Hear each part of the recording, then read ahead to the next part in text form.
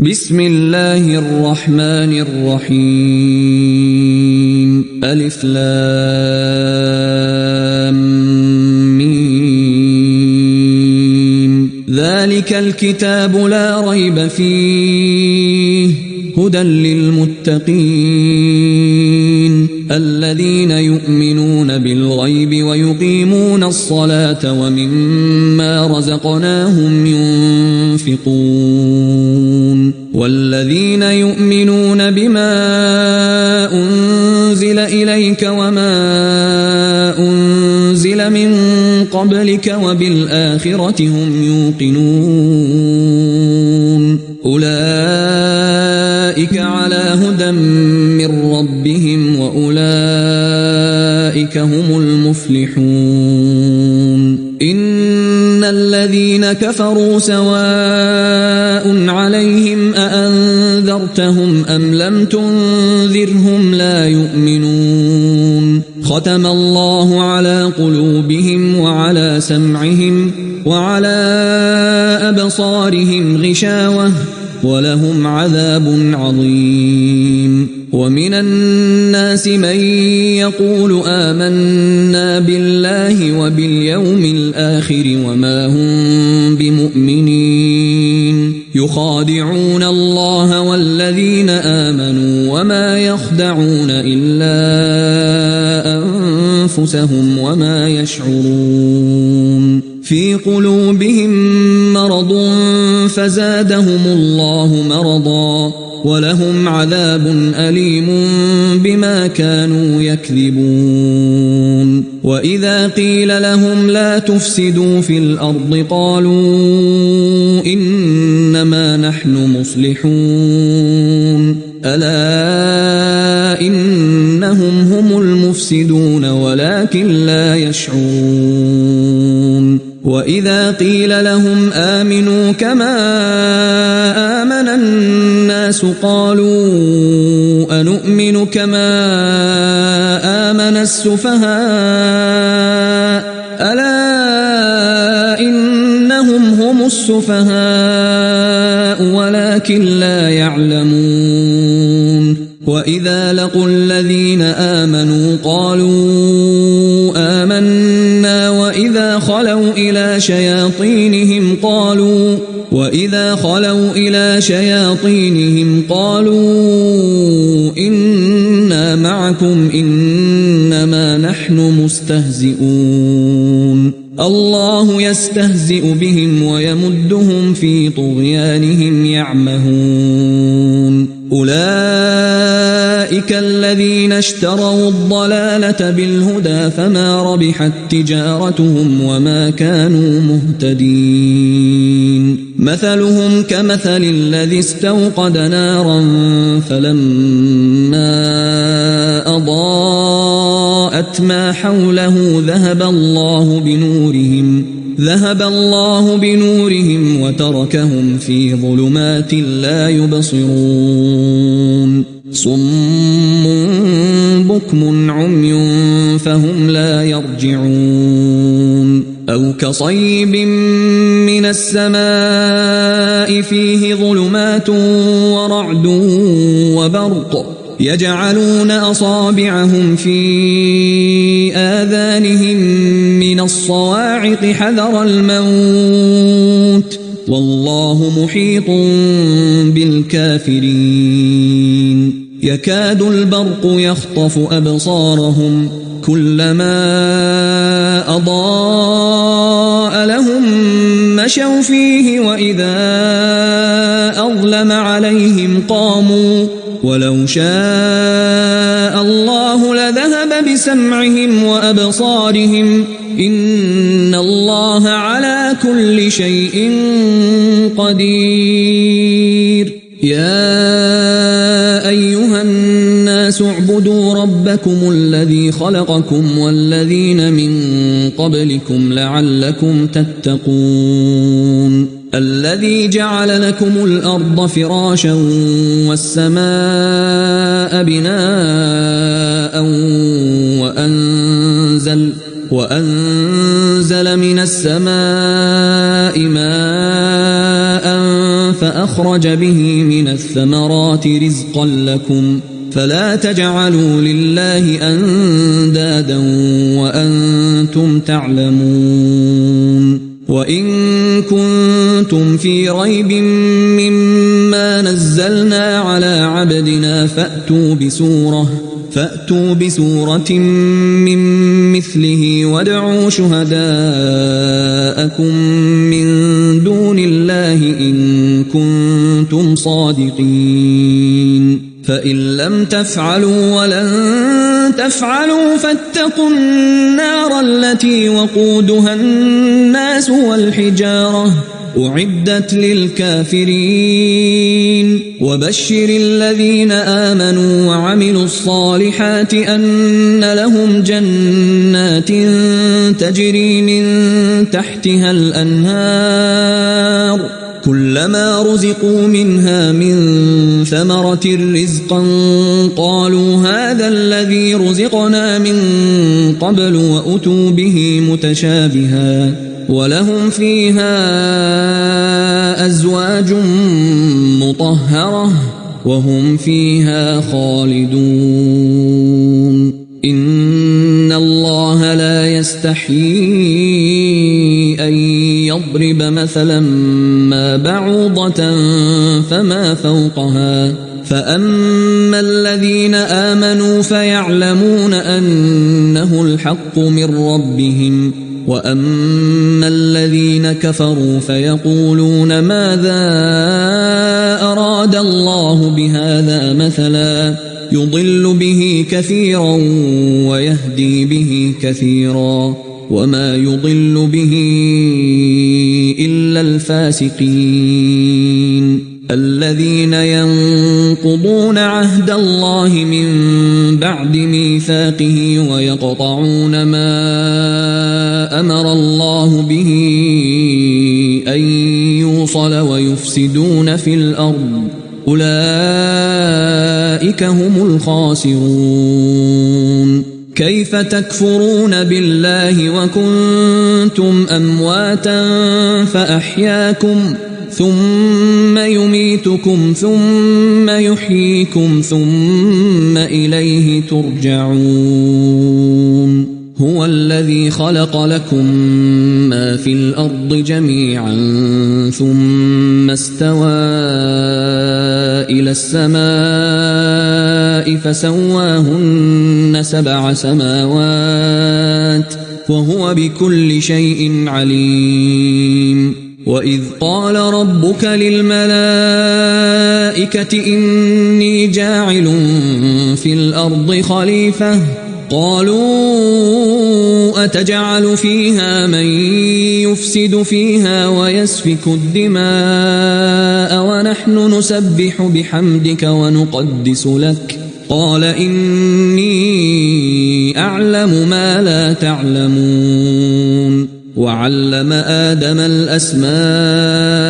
كلها ثم عرضهم على الملائكة فقال أنبئوني بأسماء هؤلاء إن كنتم صادقين قالوا سبحانك لا علم لنا إلا ما علمتنا إنك أنت العليم الحكيم قال يا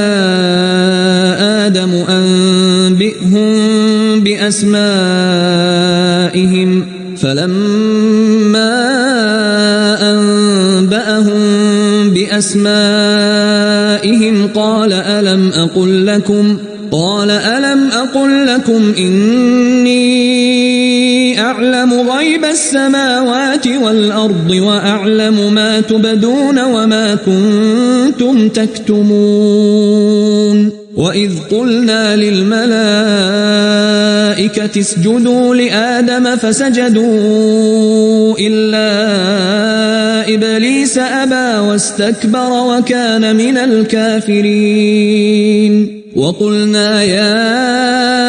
آدم اسكن أنت وزوجك الجنة وكلا منها رغدا حيث شئتما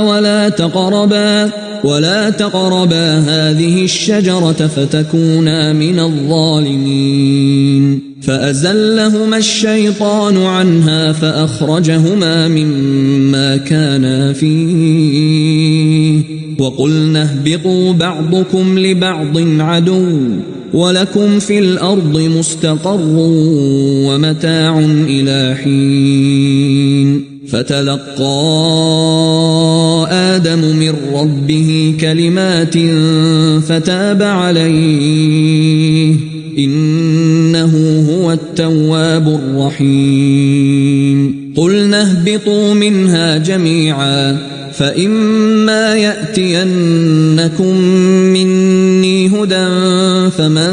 تبع هداي فلا خوف عليهم ولا هم يحزنون والذين كفروا وكذبوا بآياتنا أولئك أصحاب النار هم فيها خالدون يا بني إسرائيل اذكروا نعمتي التي أنعمت عليكم وأوفوا بعهدي أوف بعهدكم وإياي فارهبون وآمنوا بما أنزلت مصدقا لما معكم ولا تكونوا أول كافر به ولا تشتروا بآياتي ثمنا قليلا وإياي فاتقون ولا تلبسوا الحق بالباطل وتكتموا الحق وأنتم تعلمون وأقيموا الصلاة وآتوا الزكاة واركعوا مع الراكعين أتأمرون الناس بالبر وتنسون أنفسكم وأنتم تتلون الكتاب أفلا تعقلون واستعينوا بالصبر والصلاة وإنها لكبيرة إلا على الخاشعين الذين يظنون أنهم ملاقو ربهم وأنهم إليه راجعون يا بني إسرائيل اذكروا نعمتي التي أنعمت عليكم وأني فضلتكم على العالمين واتقوا يوما لا تجزي نفس عن نفس شيئا ولا يقبل منها شفاعة ولا يؤخذ منها عدل ولا هم ينصرون وإذ نجيناكم من آل فرعون يسومونكم سوء العذاب يذبحون أبناءكم ويستحيون نساءكم وفي ذلكم بلاء من ربكم عظيم وإذ فرقنا بكم البحر فأنجيناكم وأغرقنا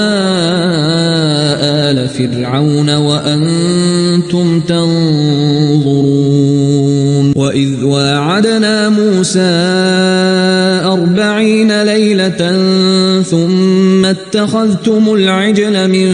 بعده وأنتم ظالمون ثم عفونا عنكم من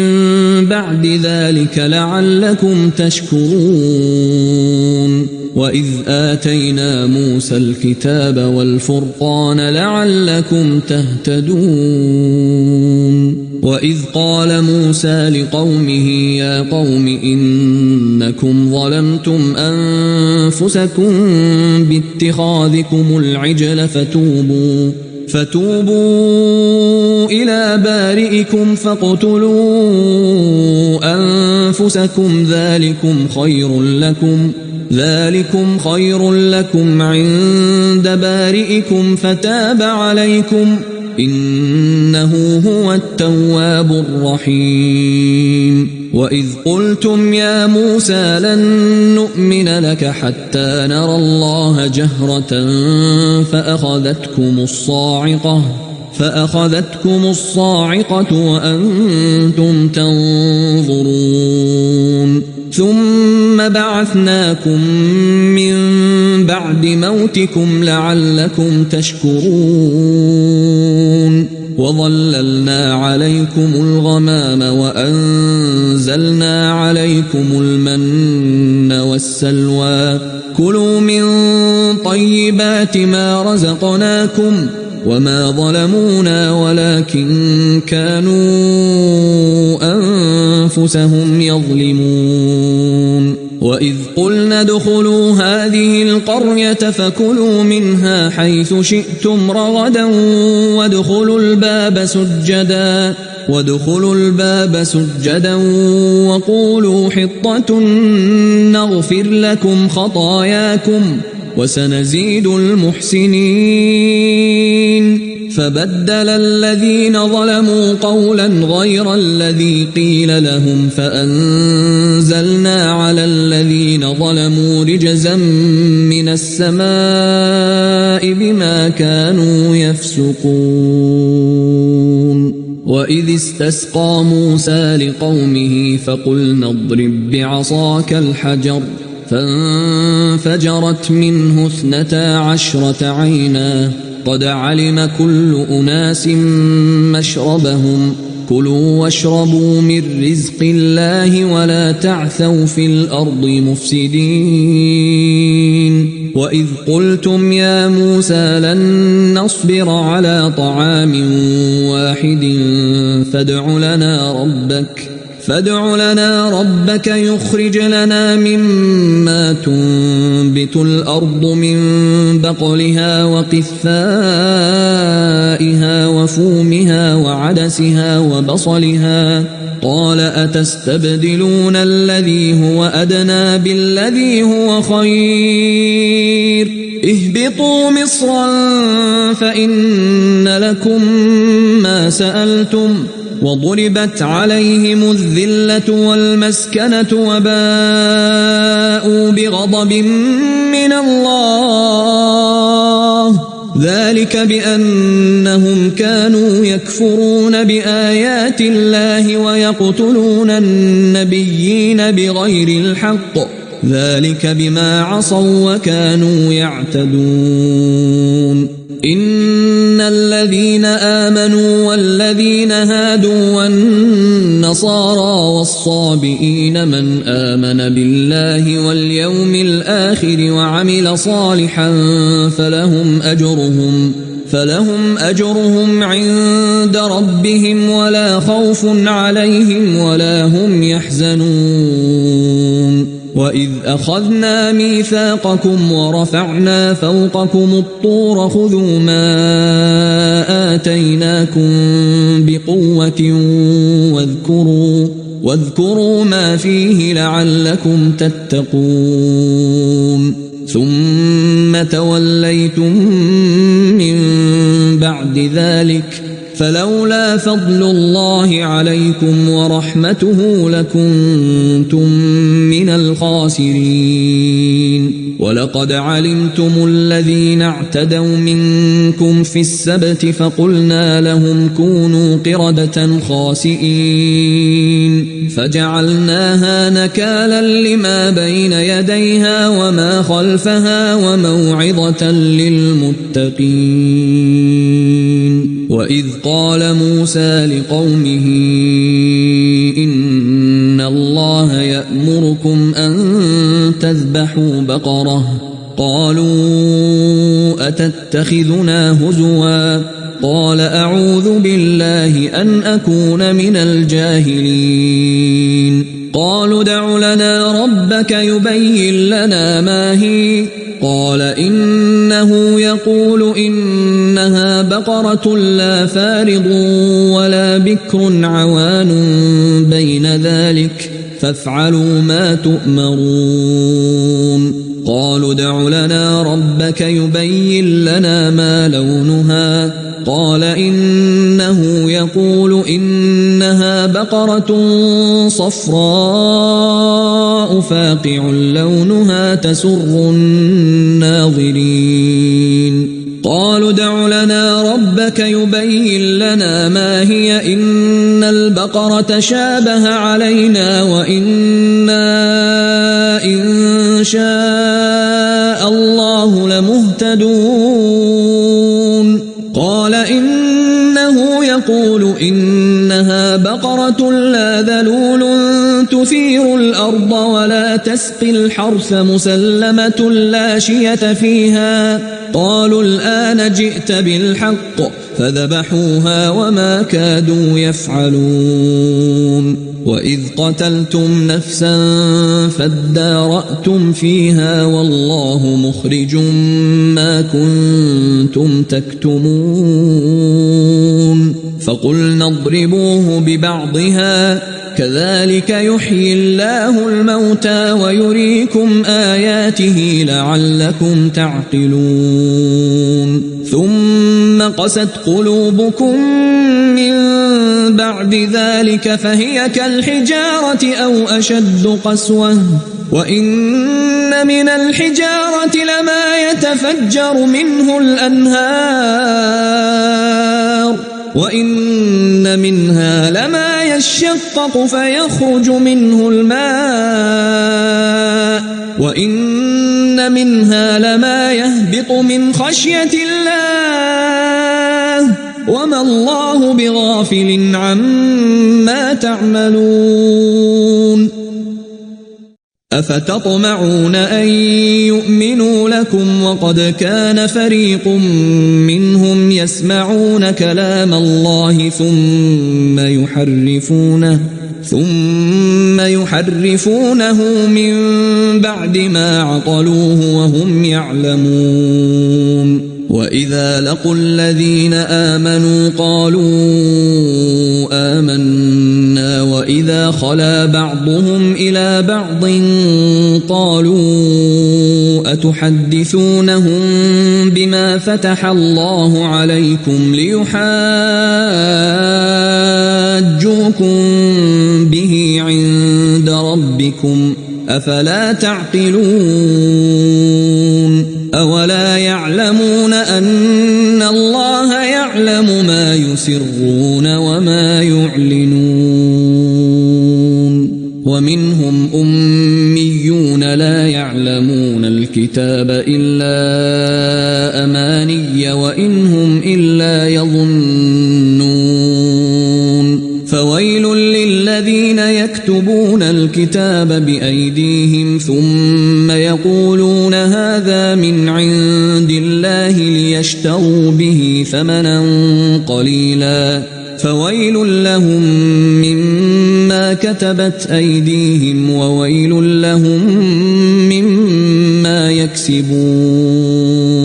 وقالوا لن تمسنا النار إلا أياما معدودة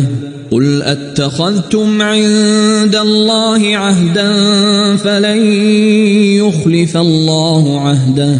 أم تقولون على الله ما لا تعلمون بلى من كسب سيئة وأحاطت به خطيئته فأولئك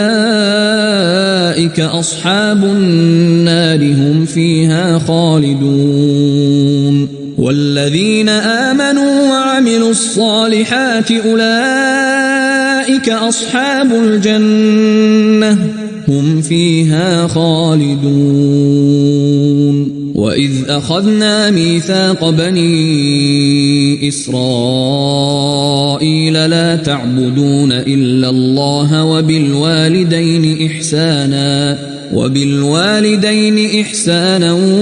وذي القربى واليتامى والمساكين وقولوا للناس حسنا وأقيموا الصلاة وآتوا الزكاة ثم توليتم إلا قليلا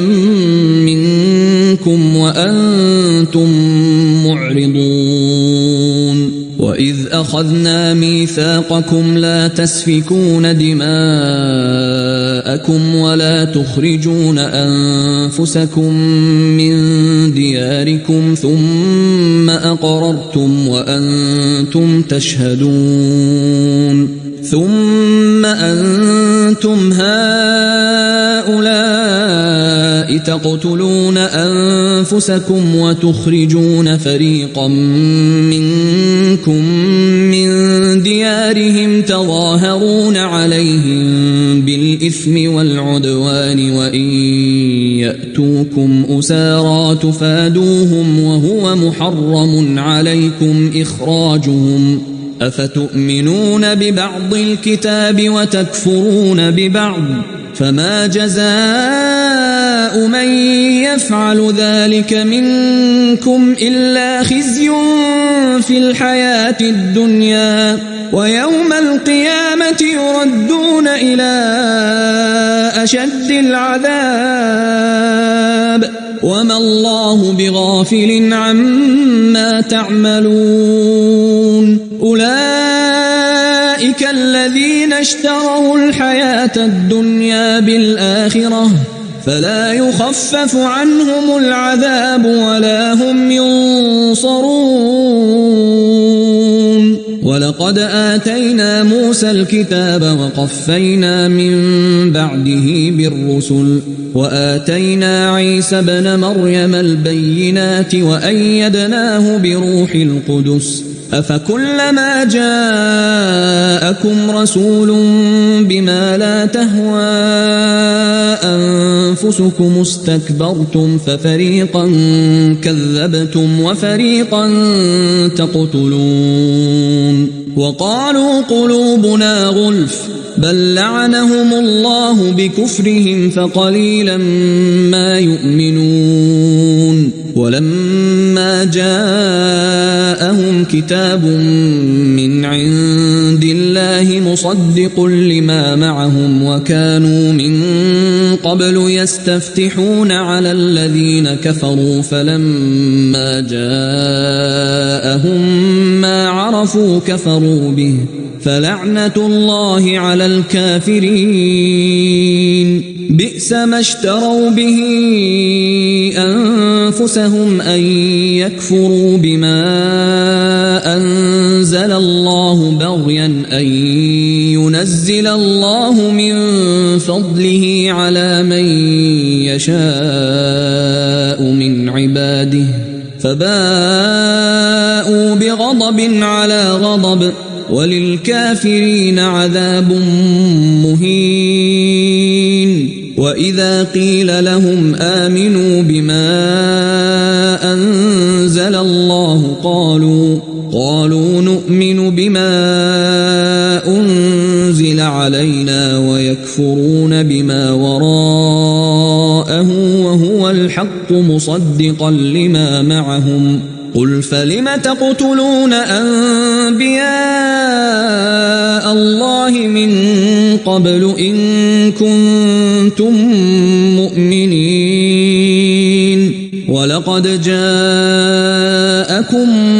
موسى بالبينات ثم اتخذتم العجل من بعده وأنتم ظالمون وإذ أخذنا ميثاقكم ورفعنا فوقكم الطور خذوا ما آتيناكم بقوة واسمعوا قالوا سمعنا وعصينا وأشربوا في قلوبهم العجل بكفرهم قل بئس ما يأمركم به إيمانكم إن كنتم مؤمنين كانت لكم الدار الآخرة عند الله خالصة من دون الناس فتمنوا الموت إن كنتم صادقين ولن يتمنوه أبدا بما قدمت أيديهم والله عليم بالظالمين ولتجدنهم أحرص الناس على حياة ومن الذين أشركوا يود أحدهم لو يعمر 1000 سنة وما هو بمزحزحه من العذاب أن يعمر والله بصير بما يعملون قل من كان عدوا لجبريل فإنه نزله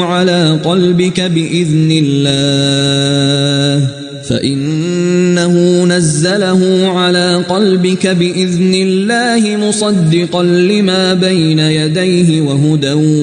وبشرى للمؤمنين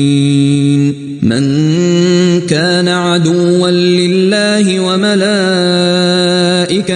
ورسله وجبريل وميكال فإن الله عدو للكافرين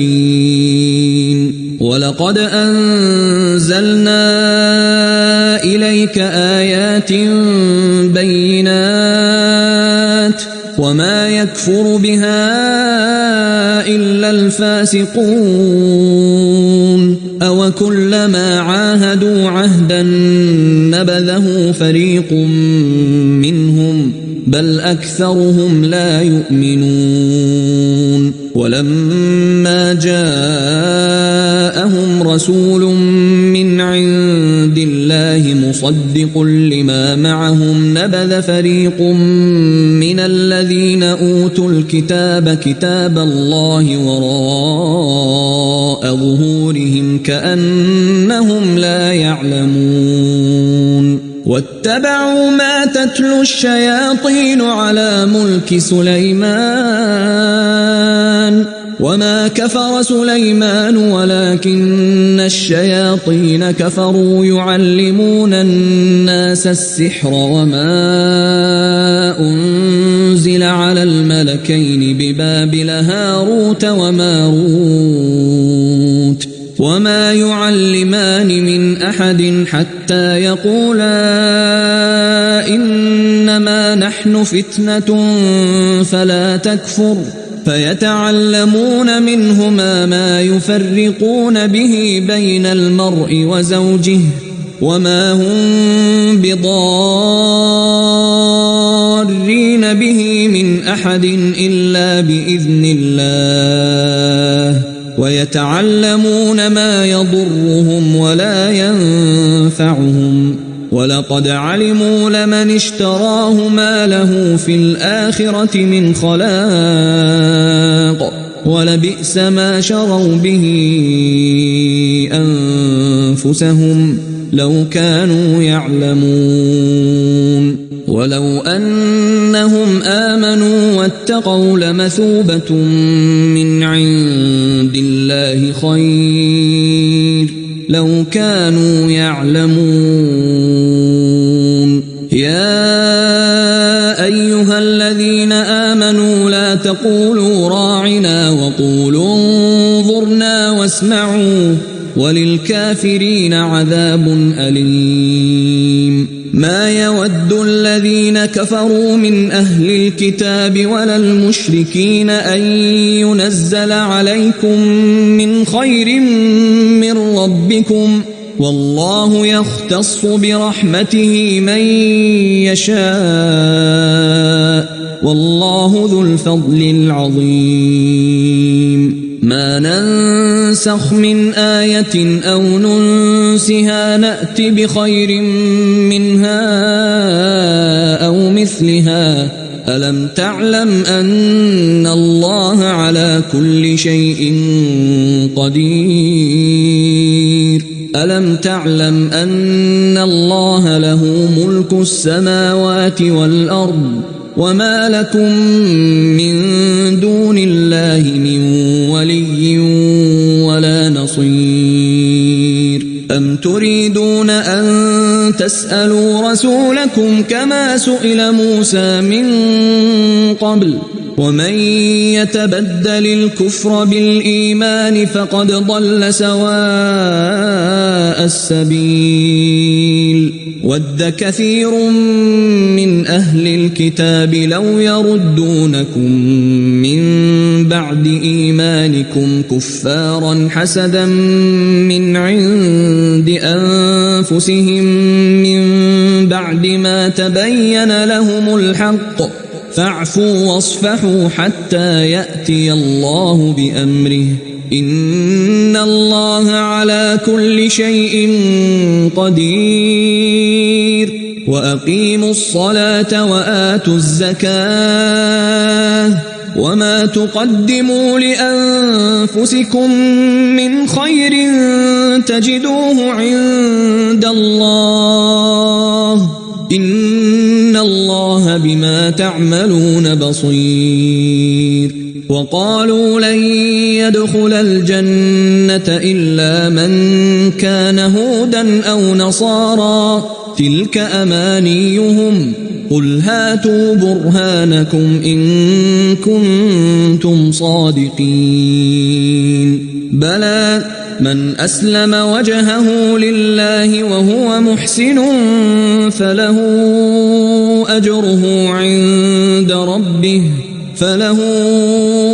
أجره عند ربه ولا خوف عليهم ولا هم يحزنون وقالت اليهود ليست النصارى على شيء وقالت النصارى ليست اليهود على شيء وهم يتلون الكتاب كذلك قال الذين لا يعلمون مثل قولهم فالله يحكم بينهم يوم القيامة فيما كانوا فيه يختلفون ومن أظلم ممن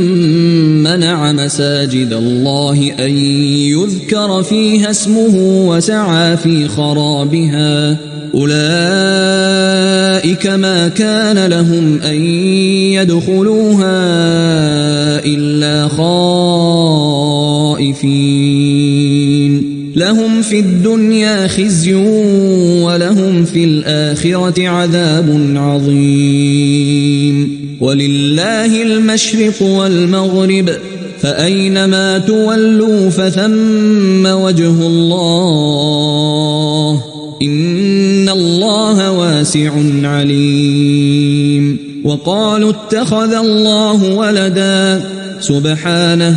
بل له ما في السماوات والأرض كل له قانتون بديع السماوات والأرض وإذا قضى أمرا فإنما يقول له كن فيكون وقال الذين لا يعلمون لولا يكلمنا الله أو تأتينا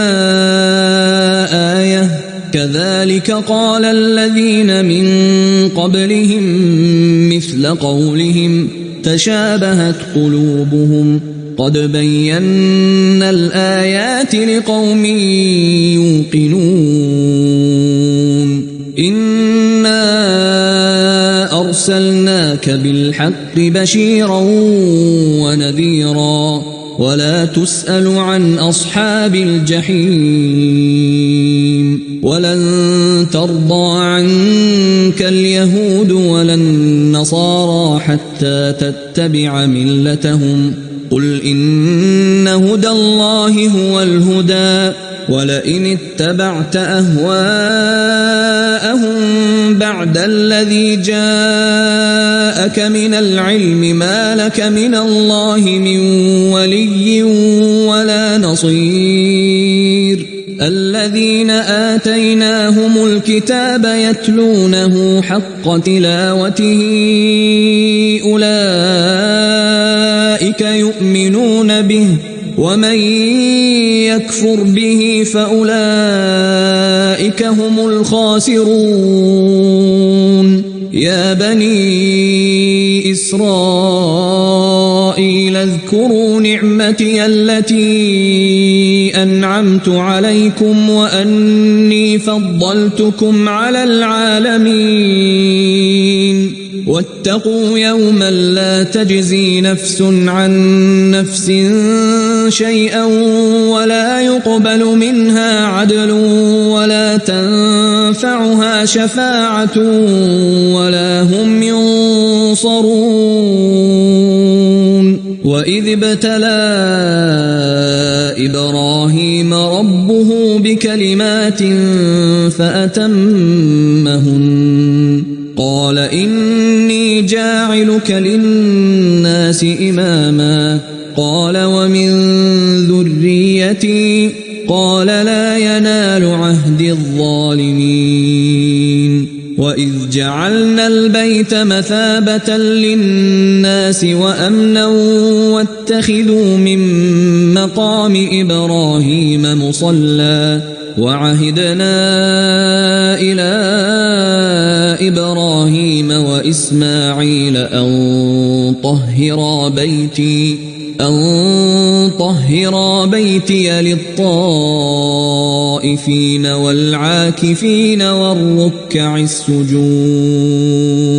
وإذ قال إبراهيم رب اجعل هذا بلدا آمنا وارزق أهله من الثمرات من آمن منهم بالله واليوم الآخر قال ومن كفر فأمتعه قليلا ثم أضطره إلى عذاب النار وبئس المصير وإذ يرفع إبراهيم القواعد من البيت وإسماعيل ربنا تقبل منا إنك أنت السميع العليم ربنا وجعلنا مسلمين لك ومن ذريتنا أمة مسلمة لك وأرنا مناسكنا وتب علينا إنك أنت التواب الرحيم ربنا وبعث فيهم رسولا منهم يتلو عليهم آياتك ويعلمهم الكتاب والحكمة ويزكيهم إنك أنت العزيز الحكيم ومن يرغب عن ملة إبراهيم إلا من سفه نفسه ولقد اصطفيناه في الدنيا وإنه في الآخرة لمن الصالحين إذ قال له ربه أسلم قال أسلمت لرب العالمين ووصى بها إبراهيم بنيه ويعقوب يا بني إن الله اصطفى لكم الدين فلا تموتن إلا وأنتم مسلمون أم كنتم شهداء إذ حضر يعقوب الموت إذ قال لبنيه ما تعبدون من بعدي قالوا نعبد إلهك وإله آبائك إبراهيم وإسماعيل وإسحاق إلها واحدا ونحن له مسلمون تلك أمة قد خلت لها ما كسبت ولكم ما كسبتم ولا تسألون عما كانوا يعملون وقالوا كونوا هودا أو نصارى تهتدوا قل بل ملة إبراهيم حنيفا وما كان من المشركين قولوا آمنا بالله وما أنزل إلينا وما أنزل إلى إبراهيم وإسماعيل وإسحاق ويعقوب والأسباط وما أوتي موسى وعيسى وما أوتي النبيون من ربهم لا نفرق بين أحد منهم ونحن له مسلمون فإن آمنوا بمثل ما آمنتم به فقد اهتدوا وإن تولوا فإنما هم في شقاق فسيكفيكهم الله وهو السميع العليم صبغة الله ومن أحسن من الله صبغة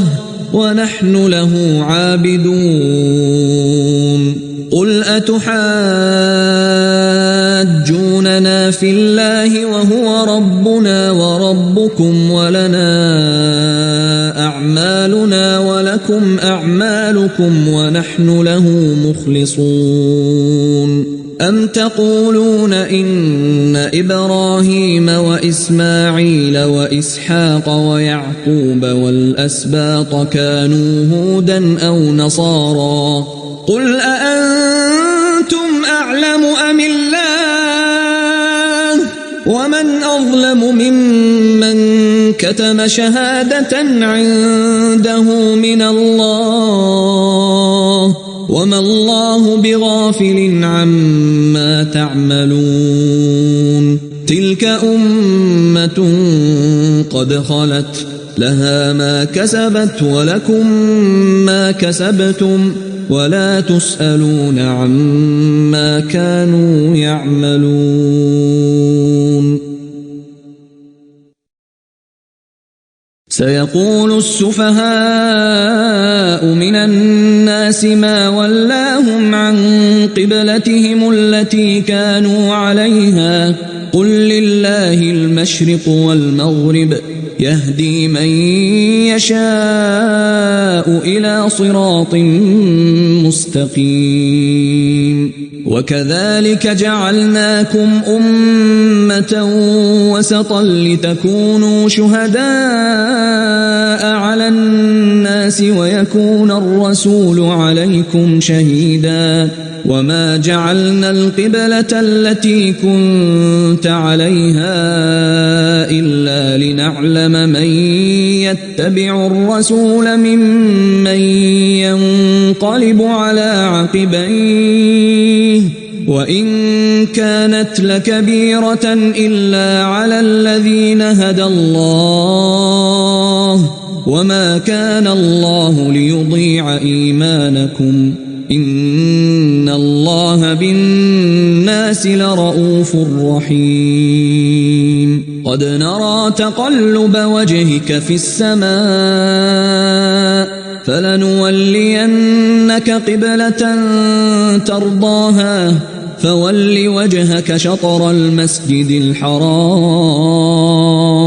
وحيث ما كنتم فولوا وجوهكم شطره وإن الذين أوتوا الكتاب ليعلمون أنه الحق من ربهم وما الله بغافل عما يعملون ولئن أتيت الذين أوتوا الكتاب بكل آية ما تبعوا قبلتك وما أنت بتابع قبلتهم وما بعضهم بتابع قبلة بعض ولئن اتبعت أهواءهم من بعد ما جاءك من العلم إنك إذا لمن الظالمين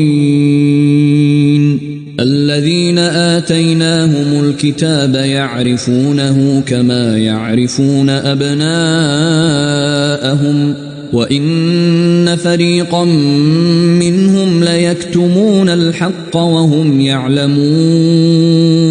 الحق من ربك فلا تكونن من الممترين ولكل وجهة هو موليها فاستبقوا الخيرات أينما تكونوا يأت بكم الله جميعا إن الله على كل شيء قدير ومن حيث خرجت فول وجهك شطر المسجد الحرام وإنه للحق من ربك وما الله بغافل عما تعملون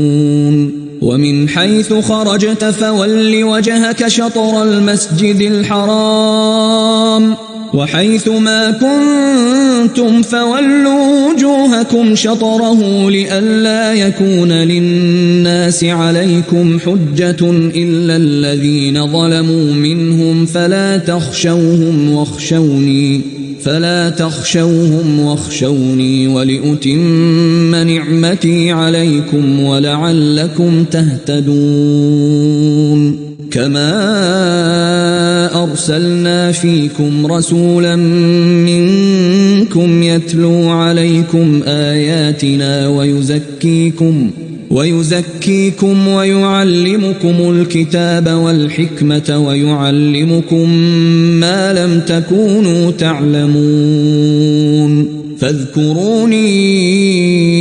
أذكركم واشكروا لي ولا تكفرون يا أيها الذين آمنوا استعينوا بالصبر والصلاة إن الله مع الصابرين ولا تقولوا لمن يقتل في سبيل الله أموات بل أحياء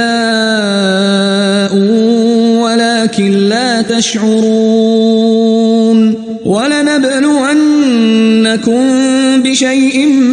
من الخوف والجوع ونقص من الأموال والأنفس والثمرات وبشر الصابرين الذين إذا أصابتهم مصيبة قالوا إنا لله وإنا إليه راجعون أولئك عليهم صلوات من ربهم ورحمة وأولئك هم المهتدون إن الصفا والمروة من شعائر الله فمن حج البيت أو اعتمر فلا جناح عليه أن يطوف بهما ومن تطوع خيرا فإن الله شاكر عليم إن الذين يكتمون ما أنزلنا من البينات والهدى من بعد ما بيناه للناس في الكتاب أولئك يلعنهم الله ويلعنهم اللاعنون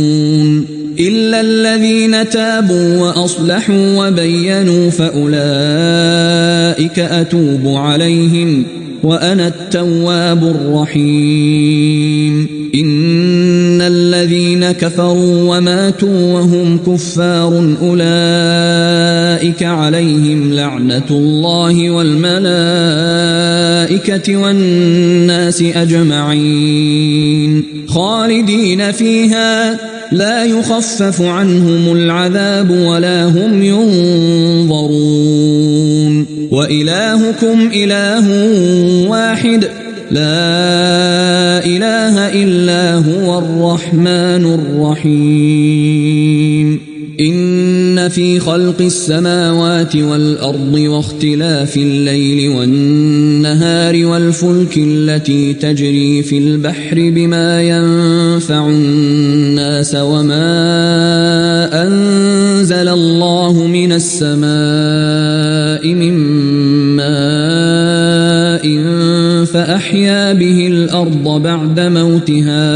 فأحيا به الأرض بعد موتها وبث فيها من كل دابة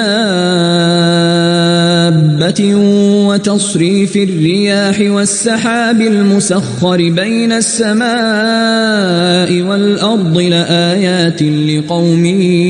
يعقلون ومن الناس من يتخذ من دون الله أندادا يحبونهم كحب الله والذين آمنوا أشد حبا لله ولو يرى الذين ظلموا إذ يرون العذاب أن القوة لله جميعا وأن الله شديد العذاب إذ تبرأ الذين اتبعوا من الذين اتبعوا ورأوا العذاب وتقطعت بهم الأسباب وقال الذين اتبعوا لو أن لنا كرة فنتبرأ منهم كما تبرأوا منا كذلك يريهم الله أعمالهم حسرات عليهم وما هم بخارجين من النار يا أيها الناس كلوا مما في الأرض حلالا طيبا ولا تتبعوا خطوات الشيطان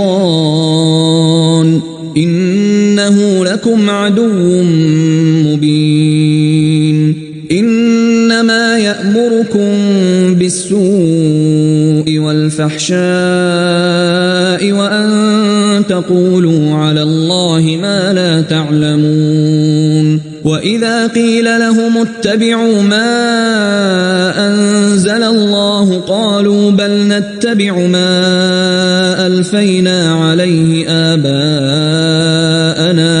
أولو كان آباؤهم لا يعقلون شيئا ولا يهتدون ومثل الذين كفروا كمثل الذي ينعق بما لا يسمع إلا دعاء ونداء صم بكم عمي فهم لا يعقلون يا أيها الذين آمنوا كلوا من طيبات ما رزقناكم واشكروا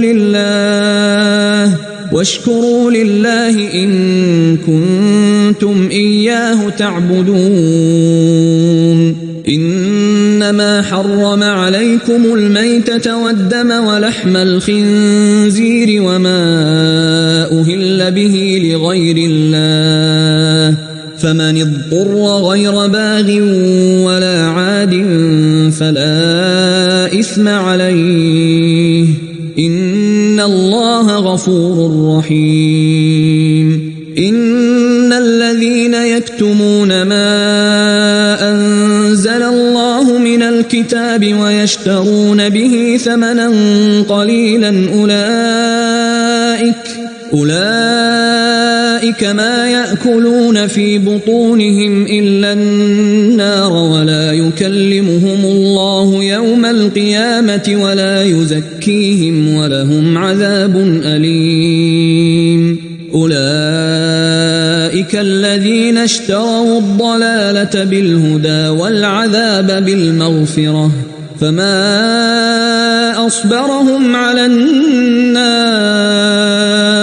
ذلك بأن الله نزل الكتاب بالحق وإن الذين اختلفوا في الكتاب لفي شقاق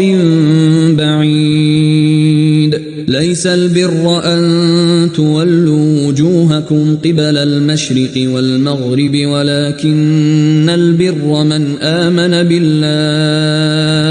ولكن البر من آمن بالله واليوم الآخر والملائكة والكتاب والنبيين وآتى المال على حبه وآتى المال على حبه ذوي القربى واليتامى والمساكين وابن السبيل والسائلين وفي الرقاب وأقام الصلاة وآتى الزكاة والموفون بعهدهم إذا عاهدوا والصابرين في البأساء والضراء وحين البأس أولئك الذين صدقوا وأولئك هم المتقون. يا أيها الذين آمنوا كتب عليكم القصاص في القتلى الحر بالحر والعبد بالعبد والأنثى بالأنثى فمن عفي له من أخيه شيء فاتباع بالمعروف وأداء إليه بإحسان ذلك تخفيف من ربكم ورحمة فمن اعتدى بعد ذلك فله عذاب أليم. ولكم في القصاص حياة يا أولي الألباب لعلكم تتقون. كتب عليكم إذا حضر أحدكم الموت إن ترك خيرا الوصية للوالدين والأقربين بالمعروف حقا على المتقين. فمن بدله بعدما سمعه فإنما إثمه على الذين يبدلونه إن الله سميع عليم. فمن خاف من موص جنفا أو إثما فأصلح بينهم فلا إثم عليه إن الله غفور رحيم. يا أيها الذين آمنوا كتب عليكم الصيام كما كتب على الذين من قبلكم لعلكم تتقون. أياما معدودات فمن كان منكم مريضا أو على سفر فعدة من أيام أخر وعلى الذين يطيقونه فدية طعام مسكين فمن تطوع خيرا فهو خير له وأن تصوموا خير لكم إن كنتم تعلمون. شهر رمضان الذي أنزل فيه القرآن هدى للناس وبينات من الهدى والفرقان فمن شهد منكم الشهر فليصمه ومن كان مريضا أو على سفر فعدة من أيام أخر يريد الله بكم اليسر ولا يريد بكم العسر ولتكملوا العدة ولتكبروا الله على ما هداكم ولعلكم تشكرون. وإذا سألك عبادي عني فإني قريب أجيب دعوة الداع إذا دعان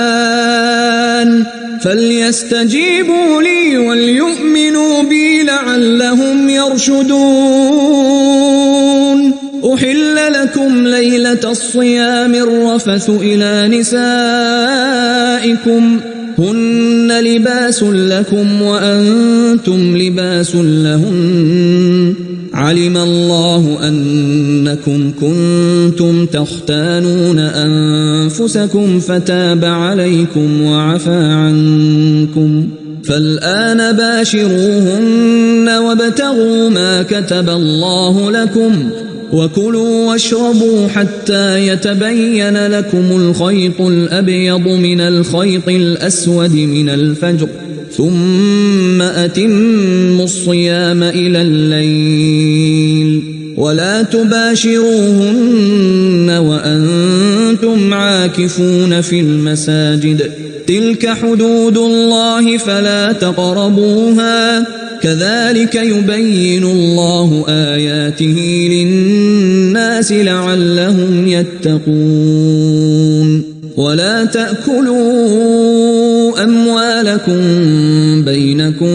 بالباطل وتدلوا بها إلى الحكام لتأكلوا فريقا من أموال الناس بالإثم وأنتم تعلمون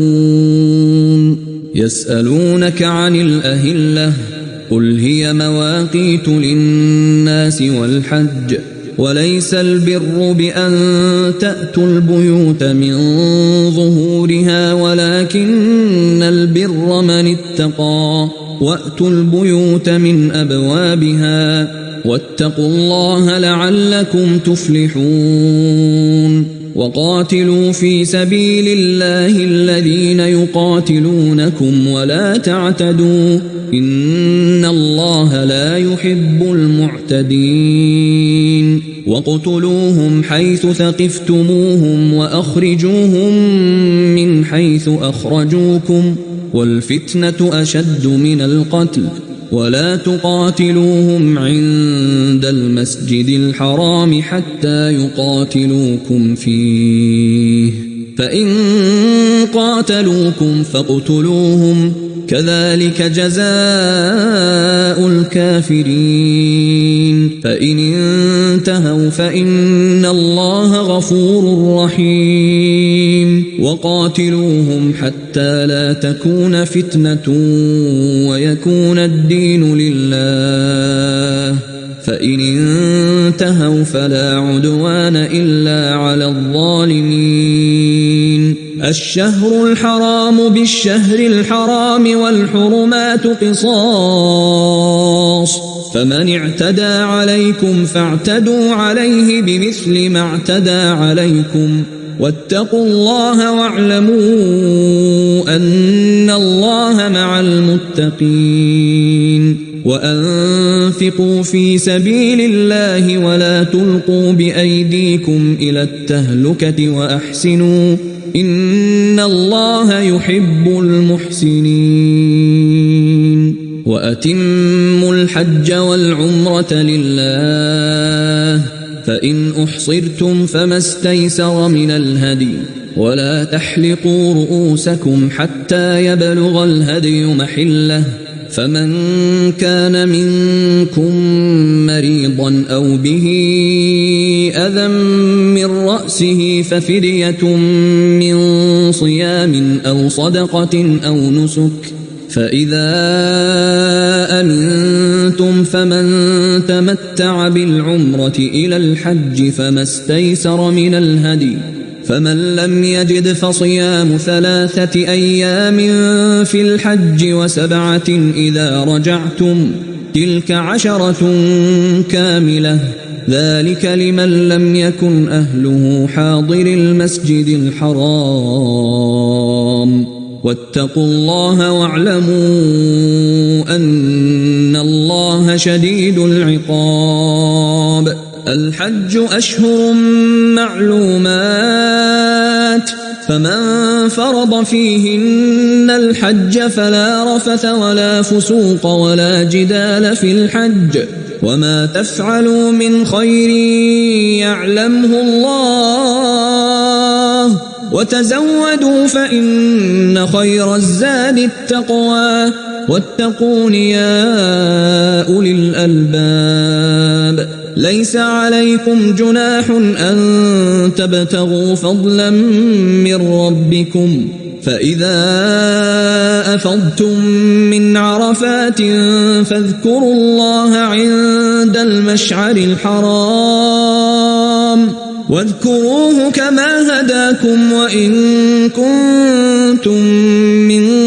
قبله لمن الضالين ثم أفيضوا من حيث أفاض الناس واستغفروا الله إن الله غفور رحيم فإذا قضيتم مناسككم فاذكروا الله كذكركم آباءكم أو أشد ذكرا فمن الناس من يقول ربنا آتنا في الدنيا وما له في الآخرة من خلاق ومنهم من يقول ربنا آتنا في الدنيا حسنة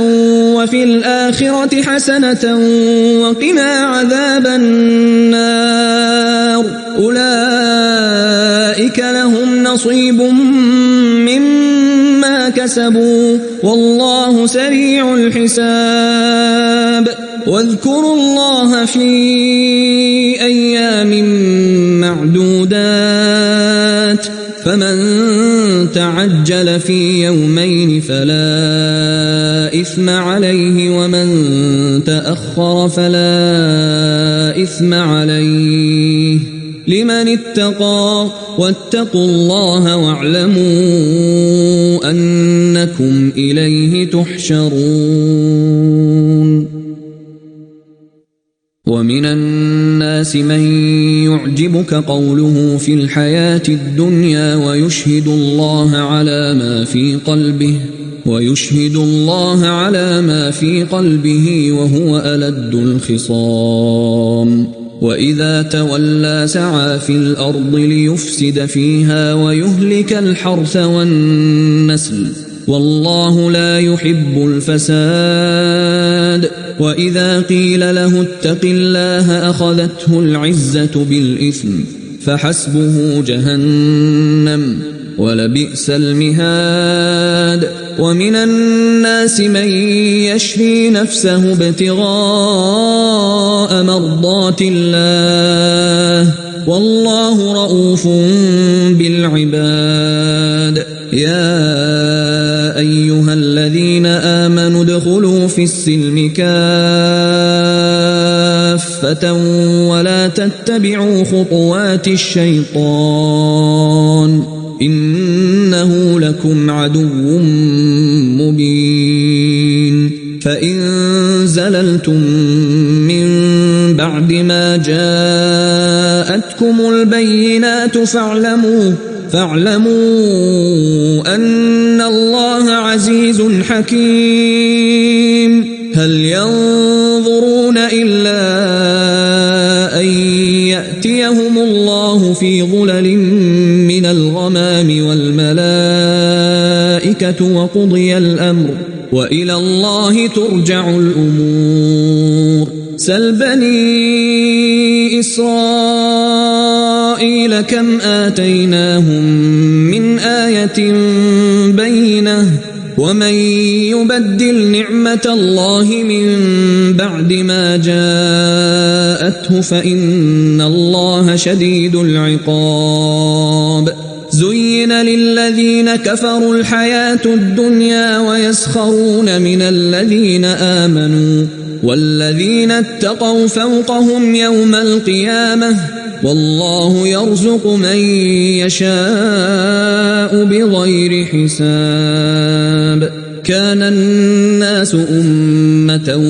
واحدة فبعث الله النبيين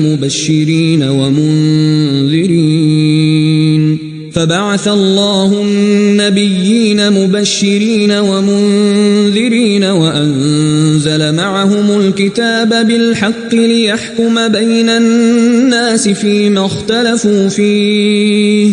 وما اختلف فيه إلا الذين أوتوه من بعد ما جاءتهم البينات بغيا بينهم فهدى الله الذين آمنوا لما اختلفوا فيه من الحق بإذنه والله يهدي من يشاء إلى صراط مستقيم أم حسبتم أن تدخلوا الجنة ولما يأتكم مثل الذين خلوا من قبلكم مستهم البأساء والضراء وزلزلوا حتى يقول الرسول والذين آمنوا معه متى نصر الله ألا إن نصر الله قريب يسألونك ماذا ينفقون قل ما أنفقتم من خير فللوالدين والأقربين واليتامى والمساكين وابن السبيل وما تفعلوا من خير فإن الله به عليم كتب عليكم القتال وهو كره لكم وعسى أن تكرهوا شيئا وهو خير لكم وعسى أن تحبوا شيئا وهو شر لكم والله يعلم وأنتم لا تعلمون يسألونك عن الشهر الحرام قتال فيه قل قتال فيه كبير وصد عن سبيل الله وكفر به والمسجد الحرام وإخراج أهله منه أكبر عند الله والفتنة أكبر من القتل ولا يزالون يقاتلونكم حتى يردوكم عن دينكم إن استطاعوا ومن يرتدد منكم عن دينه فيمت وهو كافر فأولئك حبطت أعمالهم في الدنيا والآخرة وأولئك أصحاب النار هم فيها خالدون إن الذين آمنوا والذين هاجروا وجاهدوا في سبيل الله أولئك يرجون رحمة الله والله غفور رحيم يسألونك عن الخمر والميسر قل فيهما إثم كبير ومنافع للناس وإثمهما أكبر من نفعهما ويسألونك ماذا ينفقون قل العفو كذلك يبين الله لكم الآيات لعلكم تتفكرون في الدنيا والآخرة ويسألونك عن اليتامى قل إصلاح لهم خير وإن تخالطوهم فإخوانكم والله يعلم المفسد من المصلح ولو شاء الله لأعنتكم إن الله عزيز حكيم ولا تنكحوا المشركات حتى يؤمنوا ولأمة مؤمنة خير من مشركة ولو أعجبتكم ولا تنكحوا المشركين حتى يؤمنوا ولعبد مؤمن خير من مشرك ولو أعجبكم أولئك يدعون إلى النار والله يدعو إلى الجنة والمغفرة بإذنه ويبين آياته للناس لعلهم يتذكرون ويسألونك عن المحيض قل هو أذى فاعتزلوا النساء في المحيض ولا تقربوهن حتى يطهرن فإذا تطهرن فأتوهن من حيث أمركم الله إن الله يحب التوابين ويحب المتطهرين نساؤكم حرث لكم فأتوا حرثكم أنا شئتم وقدموا لأنفسكم واتقوا الله واعلموا أنكم ملاقوه وبشر المؤمنين ولا تجعلوا الله عرضة لأيمانكم أن تبروا وتتقوا وتصلحوا بين الناس والله سميع عليم لا يؤاخذكم الله باللغو في أيمانكم ولكن يؤاخذكم بما كسبت قلوبكم والله غفور حليم للذين يؤلون من نسائهم تربص 4 أشهر فإن فاءوا فإن الله غفور رحيم وإن عزموا الطلاق فإن الله سميع عليم والمطلقات يتربصن بأنفسهن 3 قروء ولا يحل لهن أن يكتمن ما خلق الله في أرحامهن إن كن يؤمن بالله واليوم الآخر وبعولتهن أحق بردهن في ذلك إن أرادوا إصلاحا ولهن مثل الذي عليهن بالمعروف وللرجال عليهن درجة والله عزيز حكيم الطلاق 2 فإمساك بمعروف أو تسريح بإحسان ولا يحل لكم أن تأخذوا مما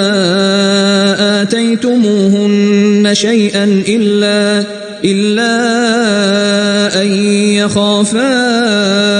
ألا يقيما حدود الله فإن خفتم ألا يقيما حدود الله فلا جناح عليهما فيما افتدت به تلك حدود الله فلا تعتدوها ومن يتعد حدود الله فأولئك هم الظالمون فإن طلقها فلا تحل له من بعد حتى تنكح زوجا غيره فإن طلقها فلا جناح عليهما أن يتراجعا إن ظنا أن يقيما حدود الله وتلك حدود الله يبينها لقوم يعلمون وإذا طلقتم النساء فبلغن أجلهن فأمسكوهن بمعروف أو سرحوهن بمعروف ولا تمسكوهن ضرارا لتعتدوا ومن يفعل ذلك فقد ظلم نفسه ولا تتخذوا آيات الله هزوا واذكروا نعمة الله عليكم وما أنزل عليكم من الكتاب والحكمة يعظكم به واتقوا الله واعلموا أن الله بكل شيء عليم وإذا طلقتم النساء فبلغن أجلهن فلا تعضلوهن أن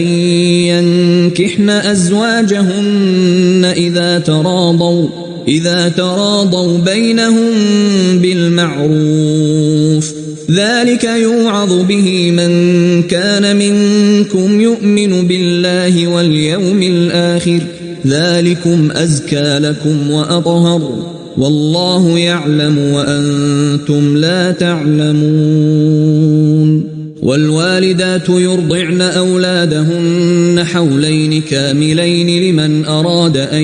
يتم الرضاعة وعلى المولود له رزقهن وكسوتهن بالمعروف لا تكلف نفس إلا وسعها لا تضار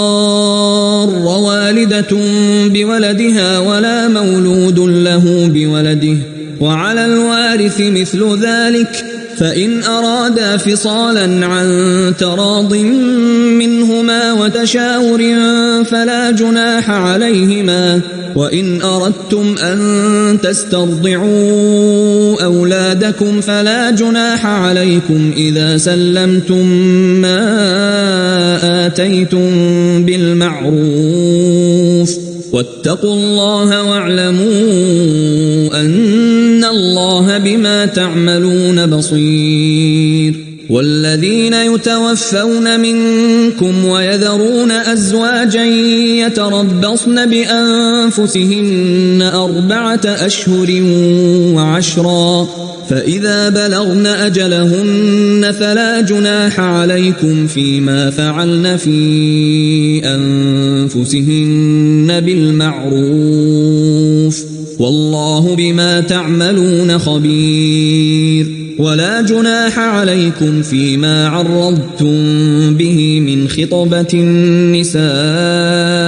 أو أكننتم في أنفسكم علم الله أنكم ستذكرونهن ولكن لا تواعدوهن سرا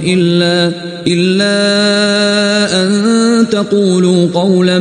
معروفا ولا تعزموا عقدة النكاح حتى يبلغ الكتاب أجله واعلموا أن الله يعلم ما في أنفسكم فاحذروه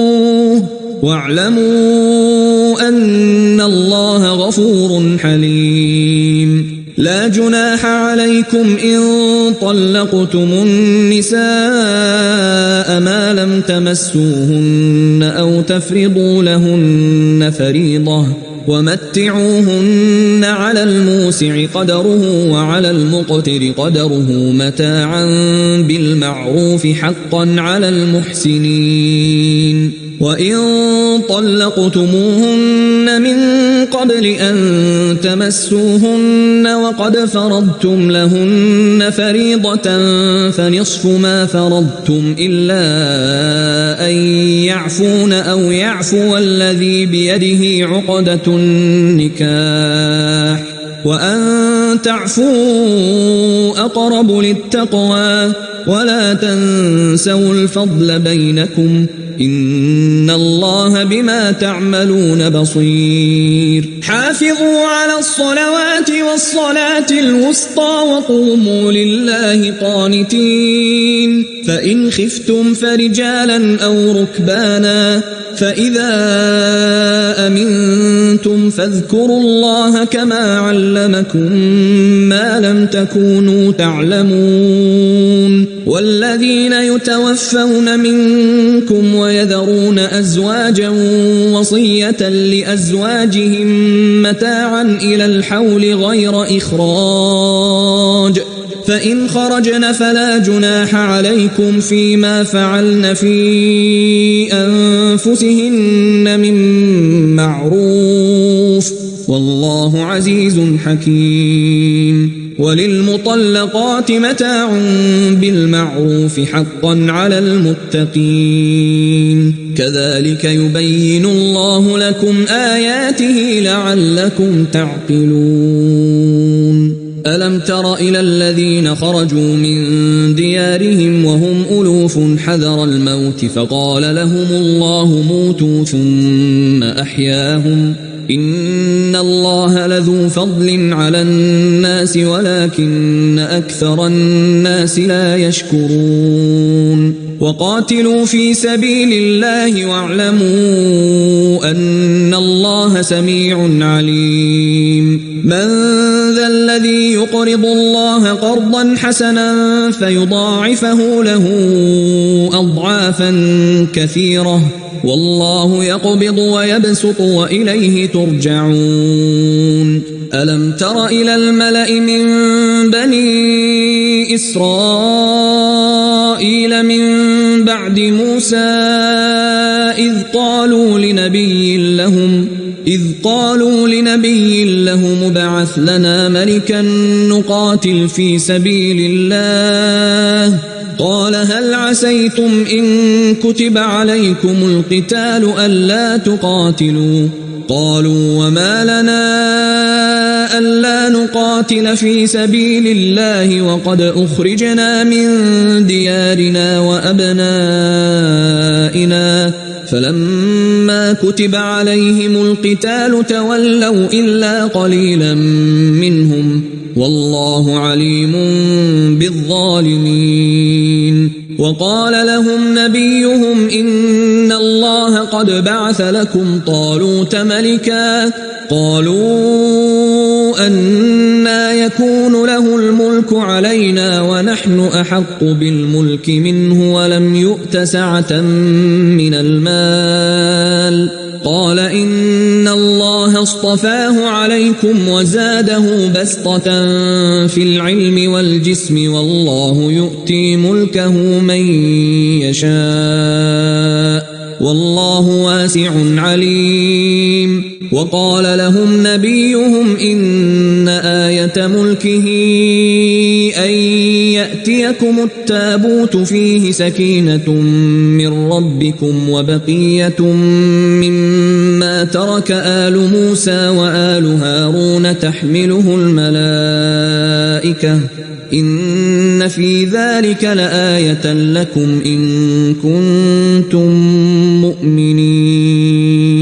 فلما فصل طالوت بالجنود قال إن الله مبتليكم بنهر فمن شرب منه فليس مني ومن لم يطعمه فإنه مني إلا من اغترف غرفة بيده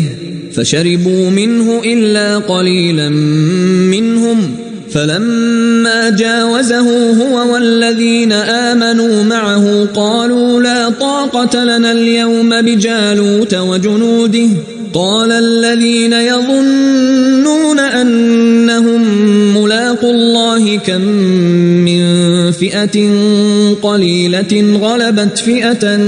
كثيرة بإذن الله والله مع الصابرين. ولما برزوا لجالوت وجنوده قالوا ربنا أفرغ علينا صبرا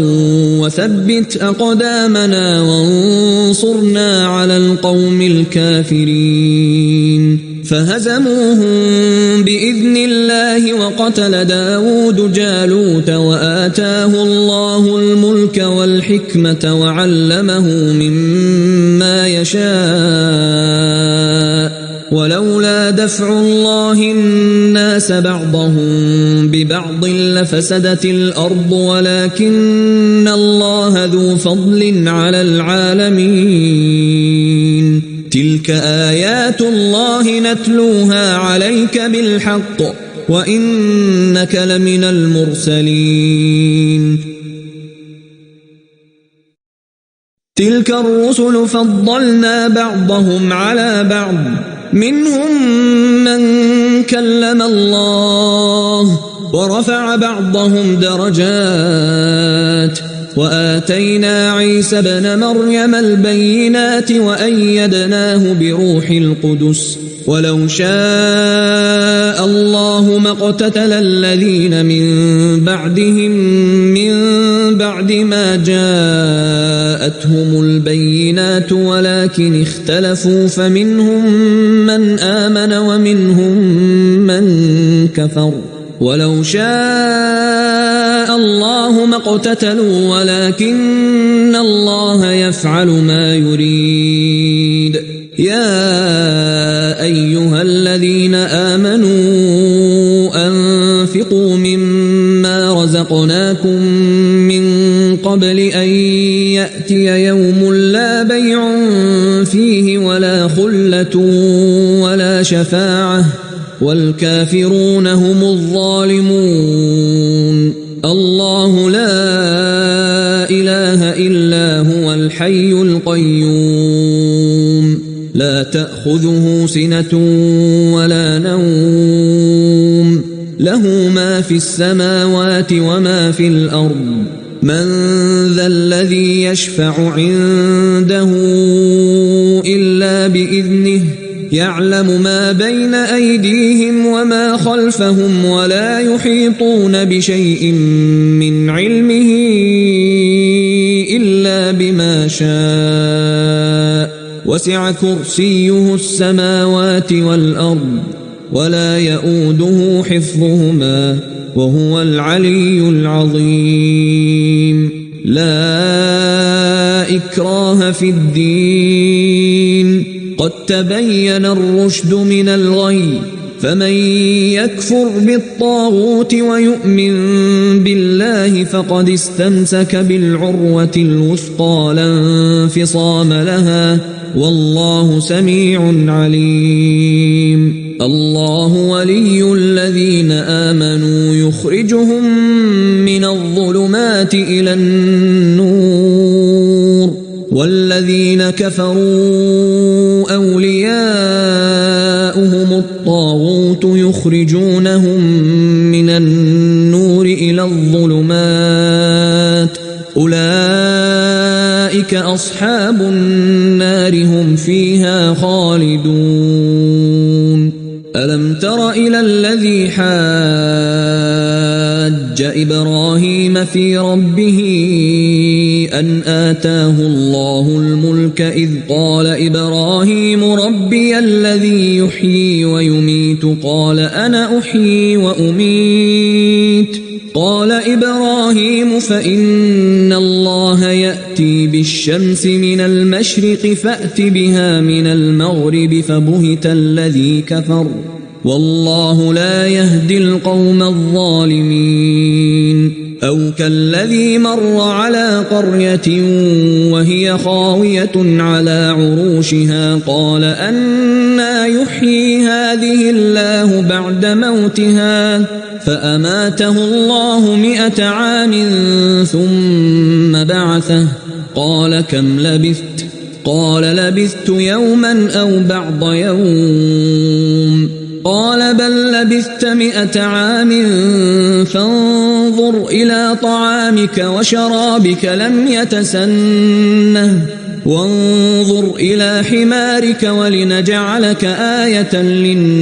للناس وانظر إلى العظام كيف ننشزها ثم نكسوها لحما فلما تبين له قال أعلم أن الله على كل شيء قدير. وإذ قال إبراهيم رب أرني كيف تحيي الموتى قال أولم تؤمن قال بلى ولكن ليطمئن قلبي قال فخذ 4 من الطير فصرهن إليك ثم اجعل على كل جبل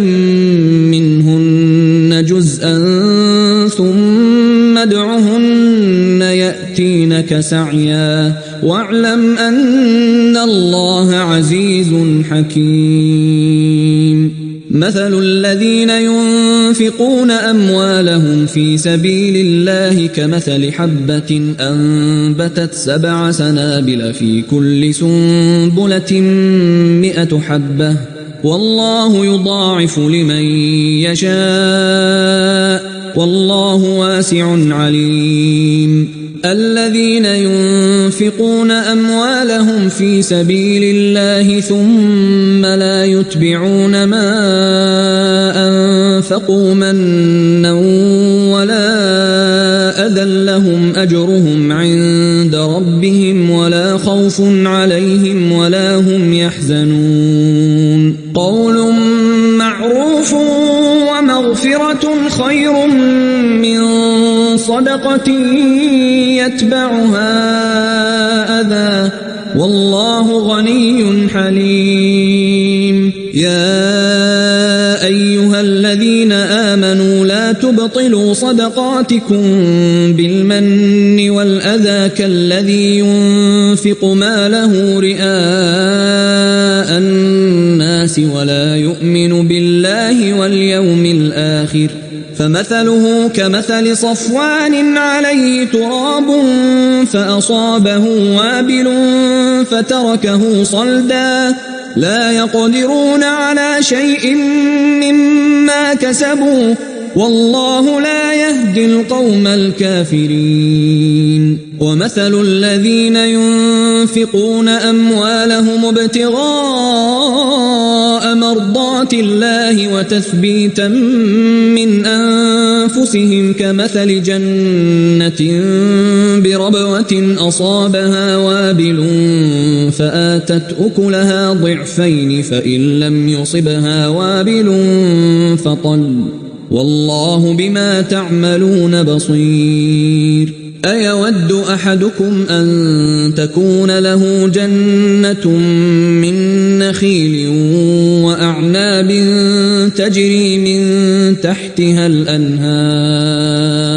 تجري من تحتها الأنهار له فيها من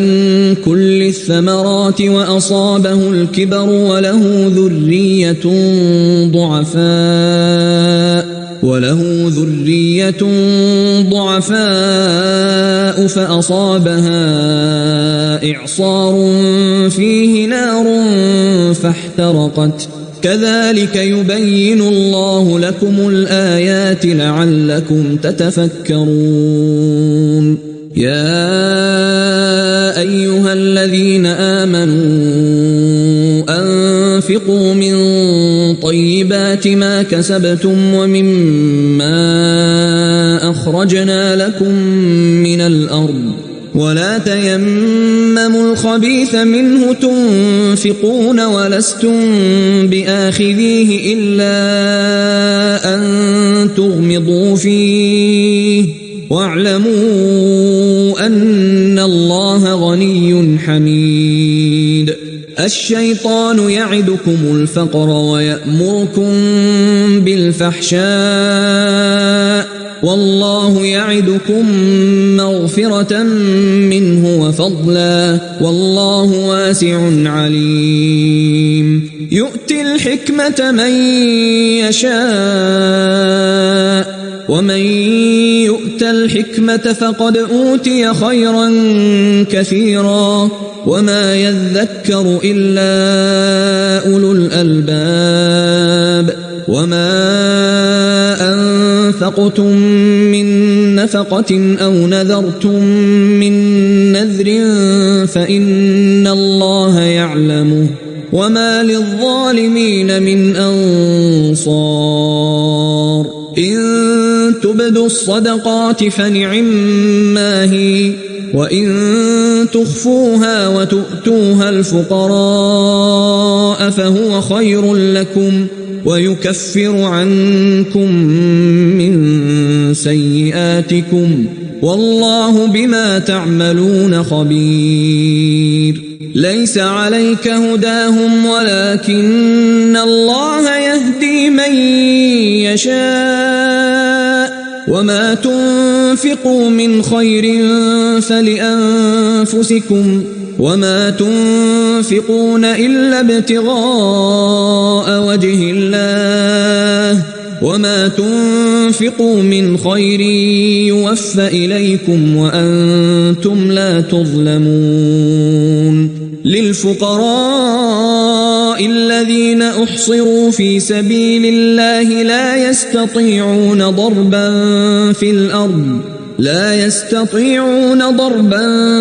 في الأرض يحسبهم الجاهل أغنياء من التعفف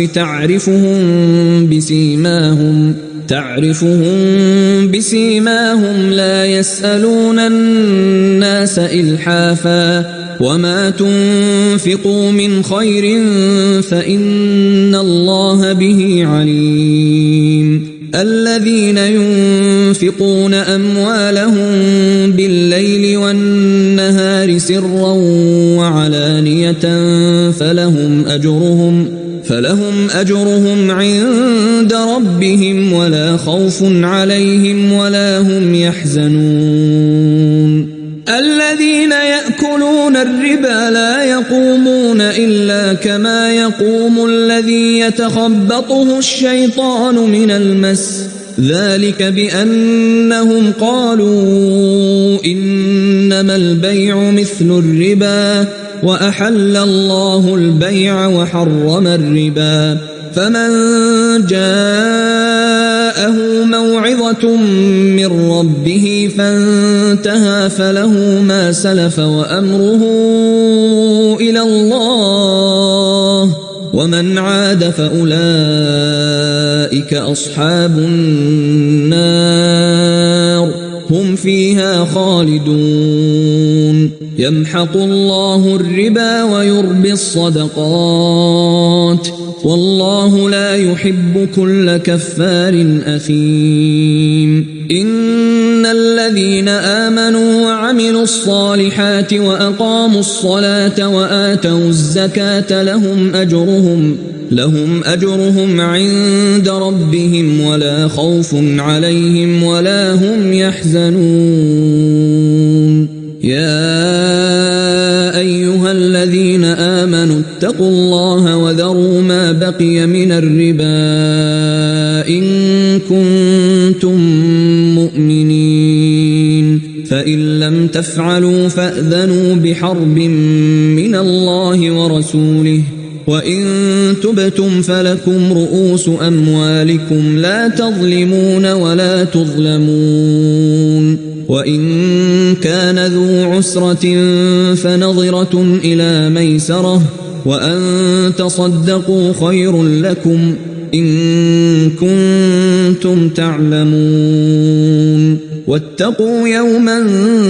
ترجعون فيه إلى الله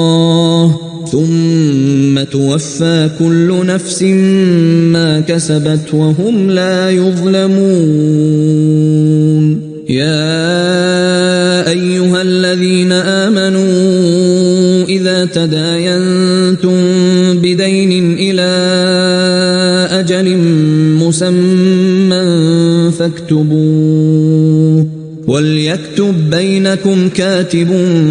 بالعدل ولا يأب كاتب أن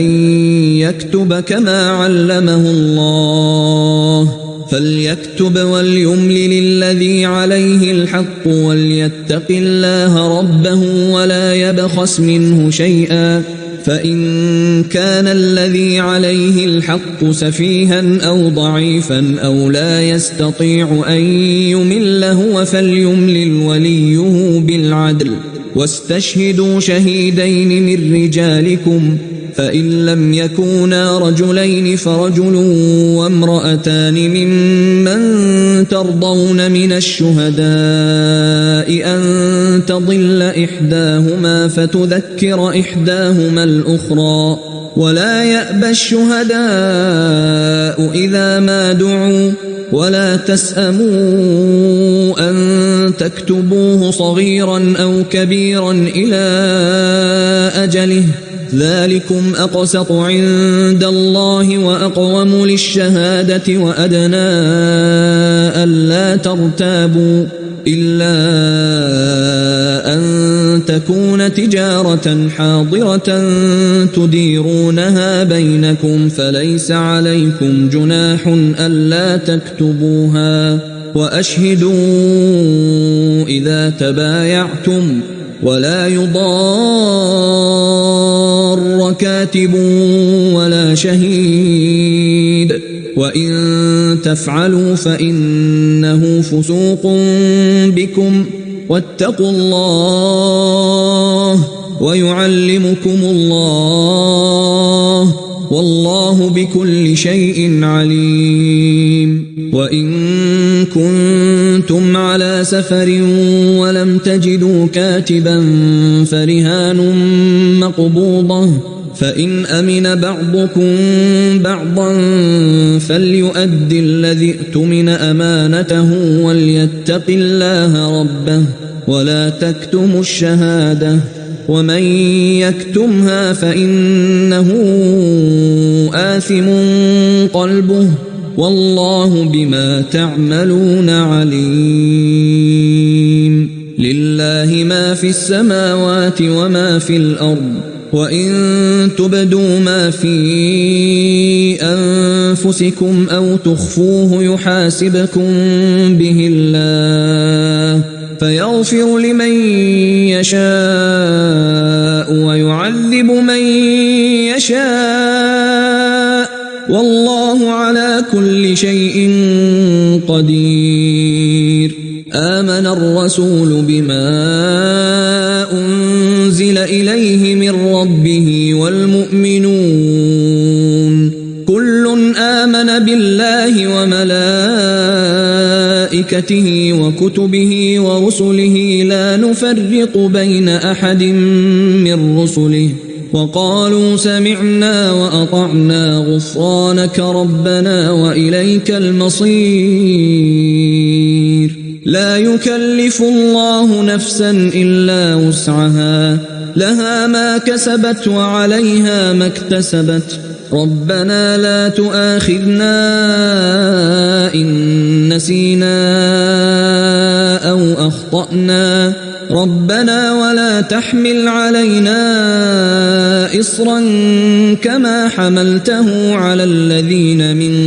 قبلنا ربنا ولا تحملنا ما لا طاقة لنا به واعف عنا واغفر لنا وارحمنا أنت مولانا فانصرنا على القوم الكافرين.